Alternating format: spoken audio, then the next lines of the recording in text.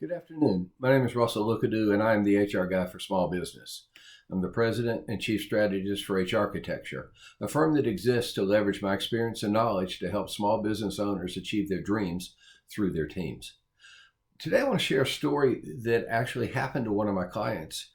He called me in distress when one of his employees came into his office and said that another coworker had left the building crying and was out in her car. She followed the employee, her friend, out to the car and determined in talking with her that her manager had trapped her in an inventory room and asked her if he liked working for her. In essence, he hit on her and tried to seduce her in the workplace. It's hard to believe that the manager would act that way in this Me Too era, or even think that that was remotely acceptable in the workplace. So I asked a client of mine, I said, well, have you sent him home yet? And he said no. And I said, well, hang up the phone right now, go confront the manager, send him home without pay for the rest of the day, and tell him that the incident was under investigation and that he was not to contact any other employee in the company. The owner of the company did so, came back, and we discussed what he needed to do next and what he should not do. He needed to conduct a formal investigation. By law, when you are notified of a sexual harassment or hostile work environment situation, you're obligated by law to conduct a formal investigation.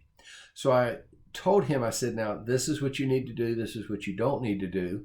I advise you to bring in an outsider to do the investigation. That could be me. That could be his attorney, or that could be someone else who specializes in that area. Regardless, every company by law has an obligation to investigate known complaints of this nature.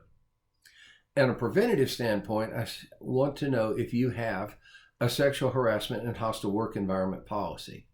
Is it in your handbook? Is it on bulletin boards? Is it handed out during orientation? Is it discussed with your leaders in your company? Some states require 1 to 2 hours of sexual harassment and hostile work environment workplace policies to prevent this kind of thing. Those policies need to be conducted by someone who is qualified to do so, and the training content has to meet the requirements of that state. No one wants to work in an environment where they don't feel safe. That's the bottom line. They don't want to work in an environment where they fear coming in and seeing things that are objectionable to them. And I firmly believe that business owners do not want that type of environment.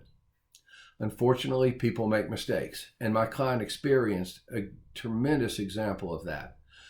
You as the business owner need to be very clear that this type of behavior is not tolerable in your company.